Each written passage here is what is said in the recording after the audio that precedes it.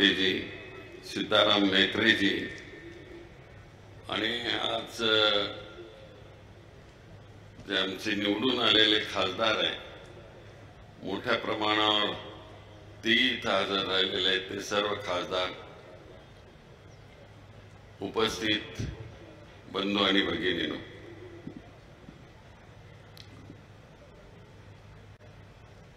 खरं म्हणजे शरद पवारांच्या अगोदर मी बोलावं असं माझं मत होतं,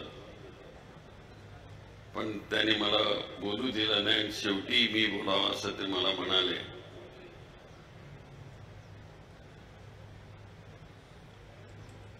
आजचा हा समारंभ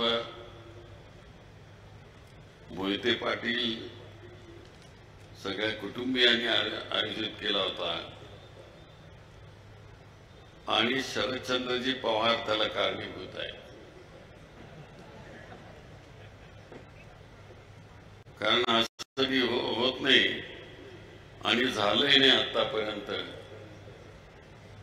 की दादांनी माझा सत्कार करावा किंवा मी दादांचा सत्कार करावा असे कार्यक्रमात झाला असेल, पण विशेष कार्यक्रम ठेवून त्यांचा सत्कार करावा ते शरदचंद्रजी पवार यांच्या सांगण्यामुळे झालेलं आहे हे मी आपल्यालाही सांगू इच्छितो.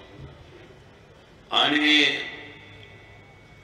हे सगळे आमचे सहकारी त्यांनी त्याचा स्वीकार केला.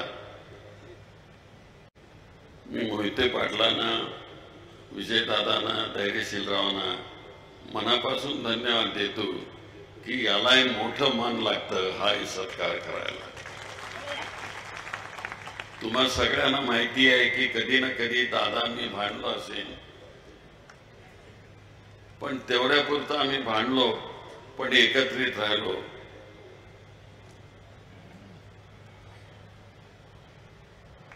पण आम्ही दोघेही कधी एकमेकांच्या विरुद्ध बाहेर सारून आलो नाही. पवार साहेबांनी आता सांगितलं की मी राजकारणात जेव्हा 1973 साली आलो त्यांनीच मला राजकारणात आणलं, नाही तर माझी काय हिंमत होती. सब इन्स्पेक्टर माणूस सॅल्यूट मारणारा जोरात लांबून असत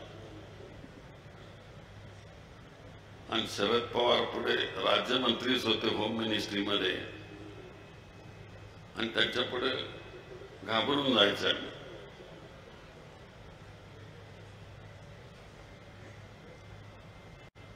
पण शरदरावांनी आणि माझे एक मित्र होते श्रीराम लेले म्हणून, ते मला त्यांच्याकडे घेऊन गेले होते आणि मला का राजकारणात तू येत नाहीस म्हणून विचारलं. मी त्यांना सांगितलं मी की जरूर येणार आहे,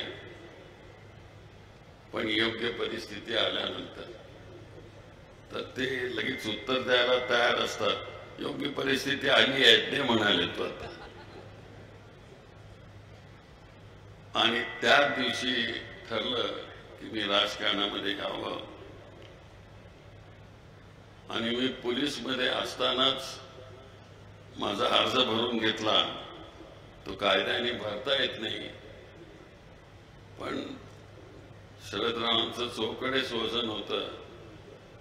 ते माझे जोग नावाचे DCP होते, त्यांना सांगितलं की आम्ही सुशील कुमार शिंदेचा अर्ज घेतोय. ते काय बोलणार बिचारे. आणि ते अर्ज पुढे माझा रेटला गेला. पण ते माझे DCP होते त्यांनी मला बोलावलं आणि म्हणाले सुशील कुमार तुमचं करिअर चांगलं आहे, तुम्हाला अनेक रिवॉर्ड मिळालेले आहेत, तुम्ही पुढे मोठे व्हाल, तुम्ही ह्या राजकारणात पडू नका आणि काँग्रेसवाल्याच्या तर बिलकुल नादाला लागू नका म्हणाले. मी म्हटलं साहेब ठीक आहे, मला वकिलीच करायची आहे. ज्या कोर्टात मी चपराशी आहे त्याच कोर्टात मला वकील म्हणून उभारायचं आहे आणि त्यामुळे मी कधी नोकरी सोडू इच्छितो अशा प्रकारची भूमिका त्यानं सांगितली आणि तिथून निघालो.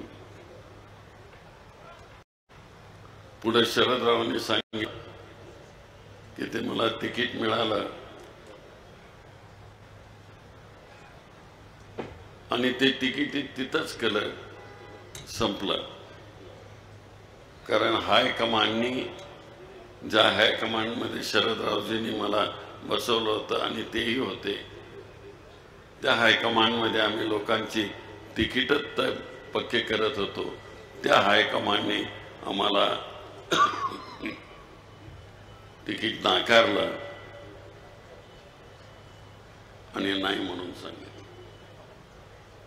पण मला आजही तो दिवस आठवतो. शरदरावजींना एअरपोर्टवर मी घ्यायला गेलो होतो, तर त्यांचे डोळे असे डबडब पाण्याने भरलेले होते. म्हटलं त्यांना, का तुमच्या डोळ्यात पाणी काय? नाही म्हणाले, तुमची नोकरी मी सोडायला लावली आणि मला इथं अपयशाला तिकीट मिळालं नाही. मी म्हटलं, काही काळजी करू नका शरदरावजी, मला सवय आहे या सगळ्या गोष्टीची आणि मी कष्ट करेन आणि परत उभा राहीन स्वतःच्या पायावर. तर असा आमचा हा देशाचा नेता हा हलवाई आहे आणि कणखरी आहे. ते हे ज्या वेळेस माझ्या तिकिटाचा प्रश्न उपस्थित राहिला, त्यावेळेस जिल्हा परिषदेचे अध्यक्ष होते 1973ला विजयदादा.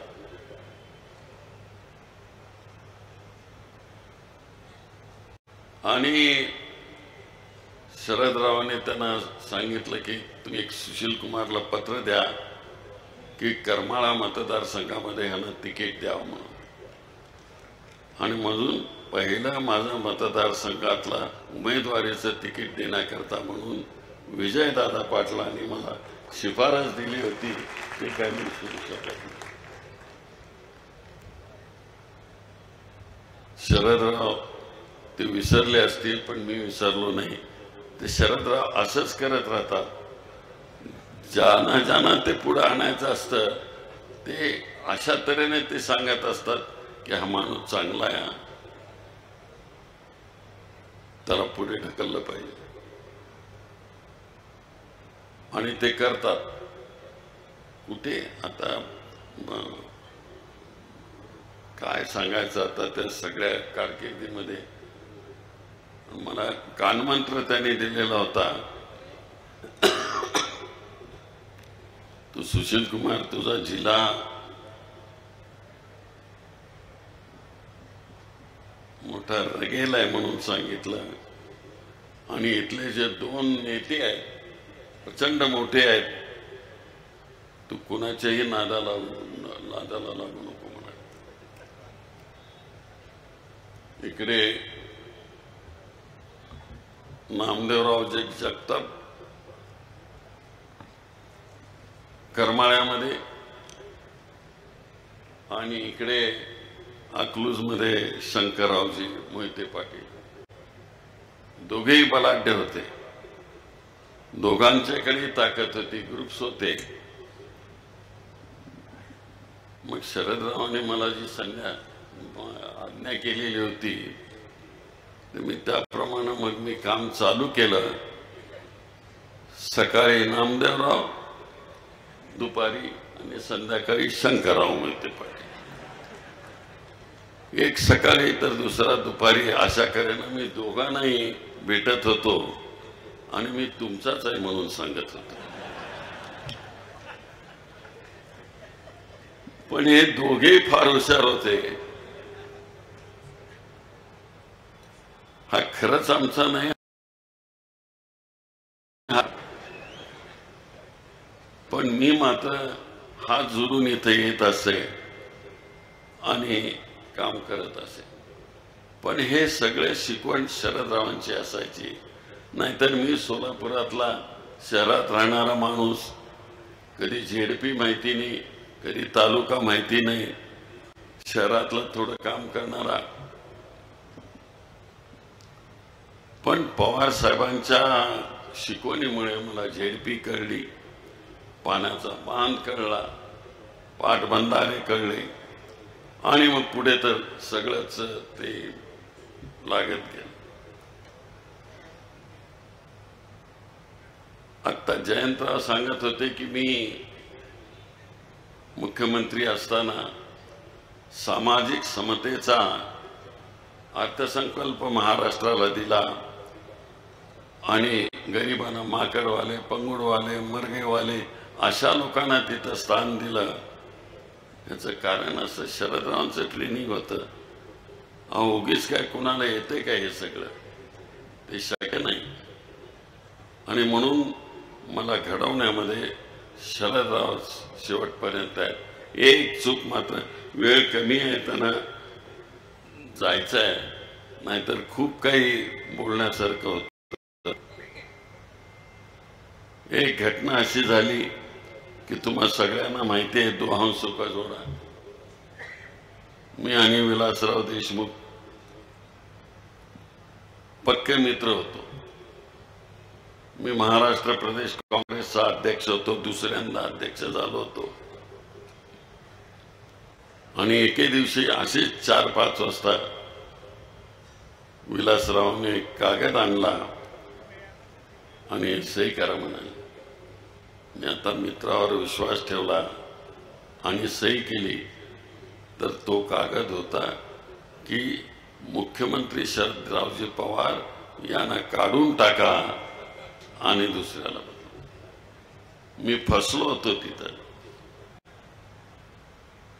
पण शरदरावांना अखेरपर्यंत काय ते खरं वाटत नव्हतं.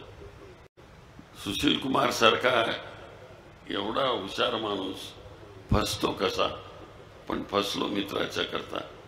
मी त्याची कबुली जाहीरपणाने दिली. बरेच दिवस त्यांना ते मान्य होत नव्हतं.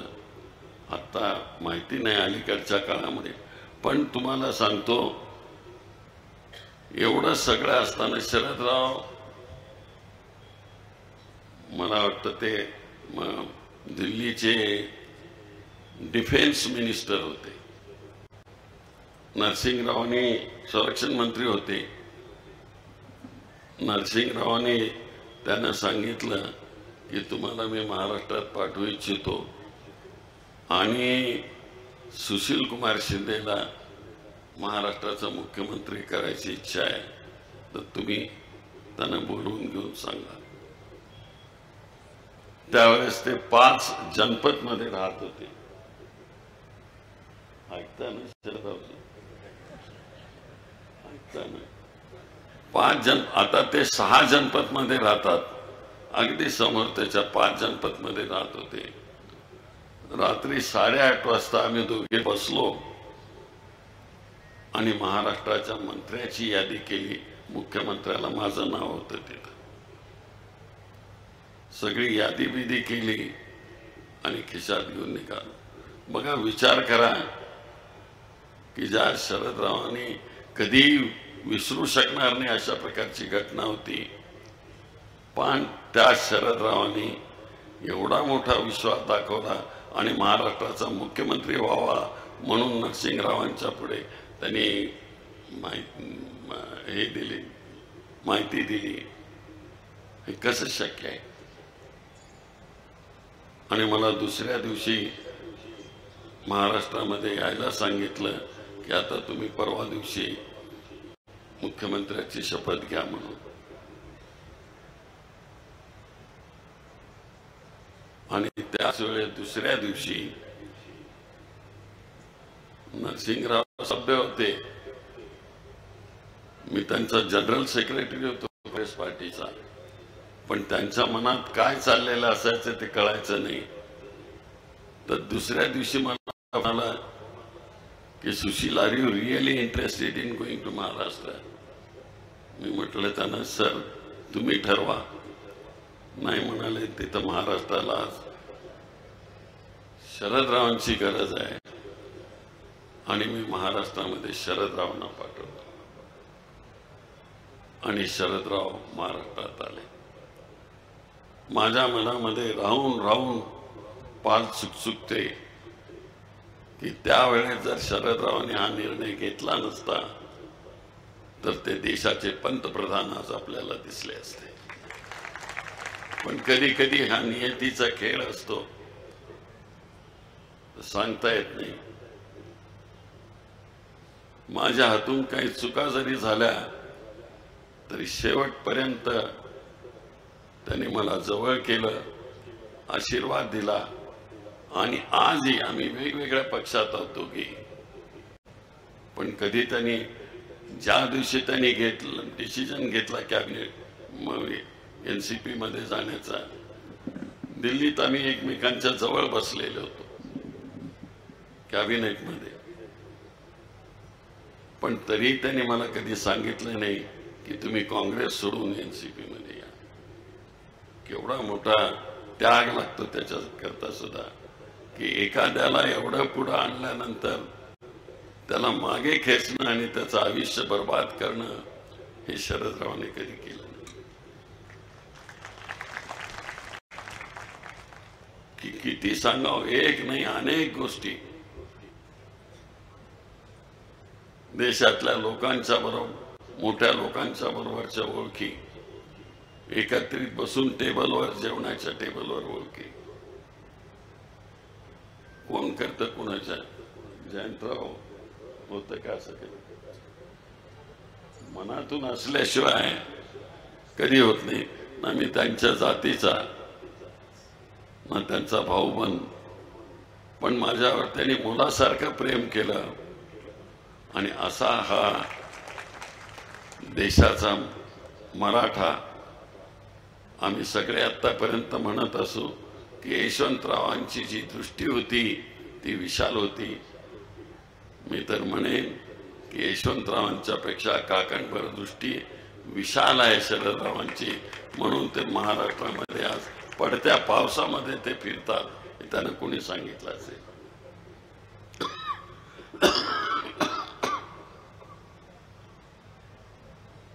महाराष्ट्राला असा नेता मिळणार नाही. He is the first now in this generation, and I think he is the last.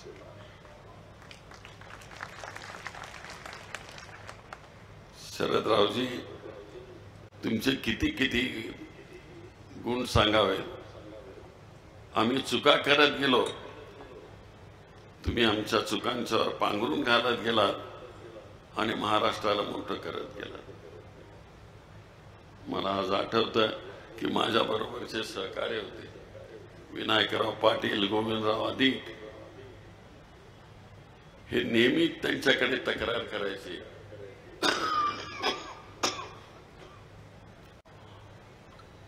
अरे म्हणाले, शरदराव सुशीलना सगळं काही देतात, माफ करतात, आणि आपण बाजूलाच राहतो. सांगण्याचं तात्पर्य असं, ते बऱ्याच वेळेस अशा तक्रारी करायच्या, पण त्यांनी कधी मला विचारलं नाही. पण जे मला प्रेम द्यायचं त्यांनी दिलं. तर असा एक महान नेता माझ्या आयुष्यामध्ये आला. नाहीतर मी कुठल्या सोलापूरच्या दोर गल्लीमध्ये राहणारा छोटा मुलगा, तो केवढा गेला पुढे. मी लोकसभेचा नेता झालो, मनमोहन सिंगाच्या बाजूला बसत असत आणि ते 4 नंबरला बसत असत. मी नेहमी मला धडकी भरलेली असायची की शरदरावांना काय वाटत असेल. एक दिवस देखील त्यांनी असं कधी भर कुठं काढला नाही, बाहेर काढला नाही आणि दाखवले नाही.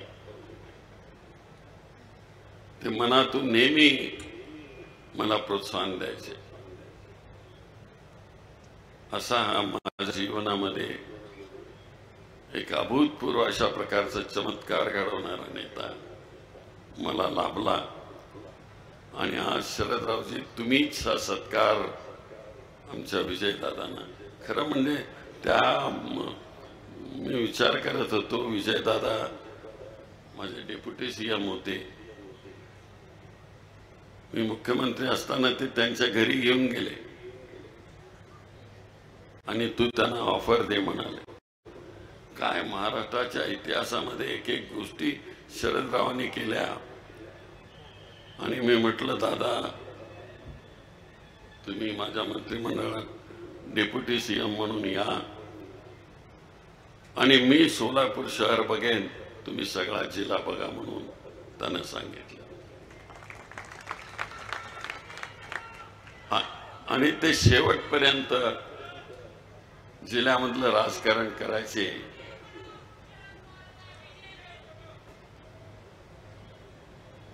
आणि मी शहरामधलं राजकारण करायचं. पण कधी ताटातूट झाली नाही. आम्ही दोघेही बायासवरून आलो नाही. आज बघा मंत्रिमंडळामध्ये इथं काय चालू आहे. कोएलिशन गव्हर्नमेंट कसं चालवावं याची दिशा देखील शरदरावांनी दिली. मला खरं म्हणजे 5:15ला जायचं होतं, मी 5:30 होत आले. आता खरं माझं अंतःकरण राहत नाही की हा समारंभ परत कधी अशी वेळ येणार नाही. आणि माझ्याकडून काय चुकलं असेल माफ करा शरदरावजी असं म्हणण्याची वेळ येणार नाही. आणि म्हणून मला जास्त बोलावंसं वाटतं. पण असो, त्यांना हेलिकॉप्टरनी जायचं आहे. मी शरदरावजी आपला आभारी आहे. अकलूजच्या भूमीवर तुम्ही इथं तिथून सुरुवात केली करमाळ्याच्या भूमीवरून आणि इथपर्यंत तुम्ही मला आणलं. आणि आज अकलूजच्या भूमीवर जय हिंद म्हणून तुम्ही मला पुढे पाठवतात. मला माहिती नाही उद्या काय होणार ते. जय हिंद, जय महाराष्ट्र. हॅलो, धन्यवाद साहेब, मनपूर्वक धन्यवाद. यानंतर कार्यक्रम समारोपाकडे जातोय. आजच्या या कार्यक्रमासाठी उपस्थित देशाचे नेते पद्मविभूषण सन्माननीय शरदचंद्र